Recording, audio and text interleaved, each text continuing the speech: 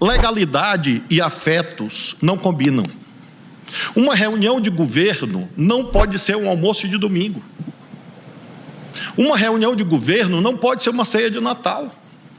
Ei, papai, titio, irmão, passe aí o macarrão.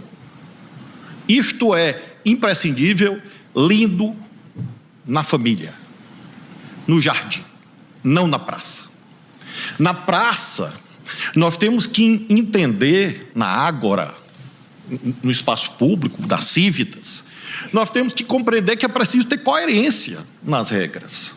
Senão nós vamos construir um edifício que admite, a meu ver, circunstâncias que não existem onde supostamente existiriam, que seria no artigo 84.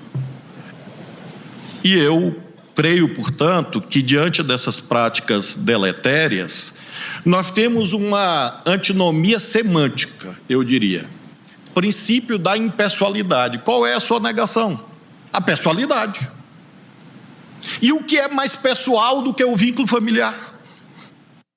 Nada é mais pessoal, em razão dos afetos, dos instintos, que graças a Deus nós temos, e do Código Civil. Está aqui, ó. Família é regida pelo Código Civil. A Constituição é outra coisa. Por isso que creio que nós temos uma oportunidade de, no mesmo rumo do que o Congresso Nacional fez em 2021, rompermos com esse ethos que lembrou a minha professora Carmen, vem da Carta de Pero Vaz de Caminha, que é uma forma de concentração de poder no Brasil. A concentração de poder no Brasil não é apenas econômico, isso já é obsceno e inconstitucional. Afirmo, artigo 3º, é objetivo da República superar as desigualdades sociais e regionais. Mas nós temos outras concentrações de poder. Creio que a ministra Carmen também aludiu. Por exemplo, poder social, poder cultural, que está presente nessa prática do QI, do que indica. Então, eu sei que nós não vamos concluir, presidente, esse julgamento hoje, mas acredito que é uma oportunidade de nós revisitarmos o assunto sob uma nova moldura legal e com essa experiência prática. Hoje, ninguém admite que o presidente da República nomeie o seu filho ministro. Ninguém.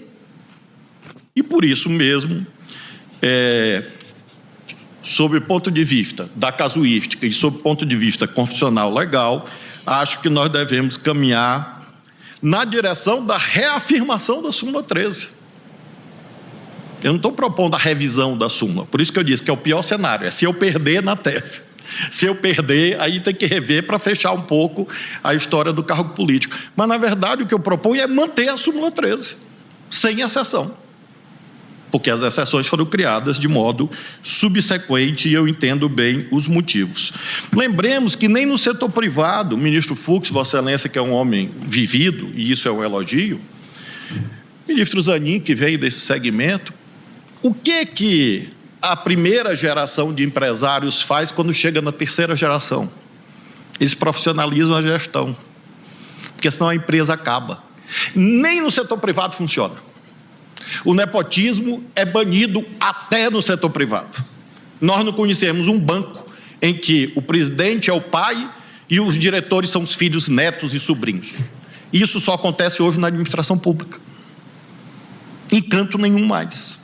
O que mostra também que, por simetria, nós devemos banir isto, porque a razão pela qual isso é banido no setor privado, porque o vínculo familiar dissolve as relações hierárquicas.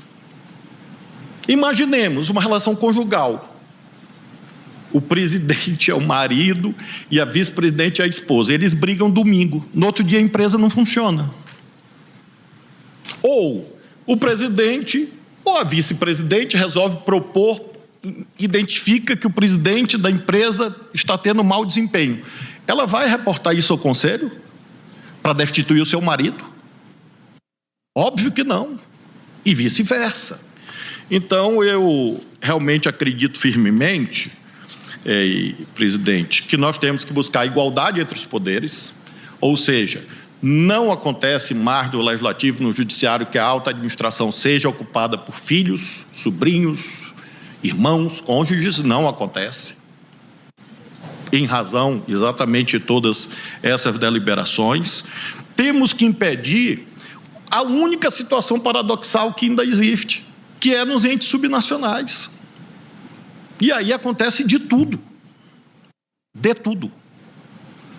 A transformação de administração pública em caminhos de enriquecimento até a 4ª geração do gestor. É mais do que ganhar na Mega Sena. Exatamente por esses mecanismos de distorção que nós bem conhecemos. É falsa essa ideia que administrações não funcionam se não houver parentes. Eu governei um estado durante 7 anos e 3 meses, sem absolutamente nenhum parente, não é por falta de capacidade. Está aqui o doutor Gonet, conhece meu irmão, procurador da República há 30 anos, subprocurador-geral da República, procurador federal do direito do cidadão. Claro que a função do Ministério Público era diferente. Mas eu tenho irmãos, cunhadas, sobrinhos, filhos, esposa, todos competentes, capazes e honestos. Não nomeei nenhum, porque exatamente eu queria emitir a opinião que a minha família é sagrada, no espaço privado, mas não no espaço público. E assinalo, finalmente, que o eminente ministro Fux, conhecedor profundo do Código de Processo Civil, lembrou uma regra que, a meu ver, reforça a antinomia entre impessoalidade e pessoalidade, entre pessoalidade e espaço público, que é exatamente o 147 do CPC. Ora, por que não pode haver neste tribunal 2 juízes irmãos? Qual a razão? Exatamente porque o Código de Processo Civil cria uma regra de impedimento para que os afetos não distorçam a qualidade do julgamento. Apenas por isso. Ora, se nós dizemos que a regra processual é para proteger a qualidade do julgamento, e não pode estar aqui julgando a mesma causa 2 irmãos, por que essa lógica, a meu ver, correta, de imunização o máximo quanto possível dos afetos em face da impessoalidade, não subsiste em relação a uma prefeitura, por exemplo? Então, eu, presidente, quero concluir dizendo que, conhecendo a jurisprudência, a valorizando, creio que nós temos muitos caminhos. Hoje o ministro André ofereceu ao relator uma ideia, mas eu desejo, presidente, submeter ao plenário o debate principal, que é a exceção do cargo político.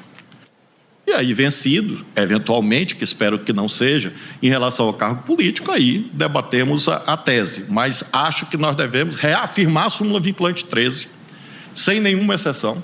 Gente, eu vou evitar repetir tudo o que aqui já foi dito, só reafirmando o que lá o eminente ministro Flávio Dino recordou desde 2005, nós lutamos contra o nepotismo.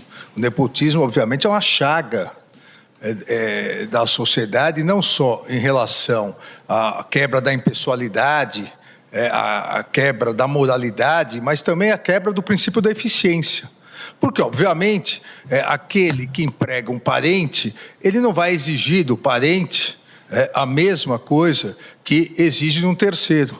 Como bem lembrou o eminente ministro Flávio Dino, ele não vai na ceia de Natal comendo macarrão na ceia de Natal, ele não vai...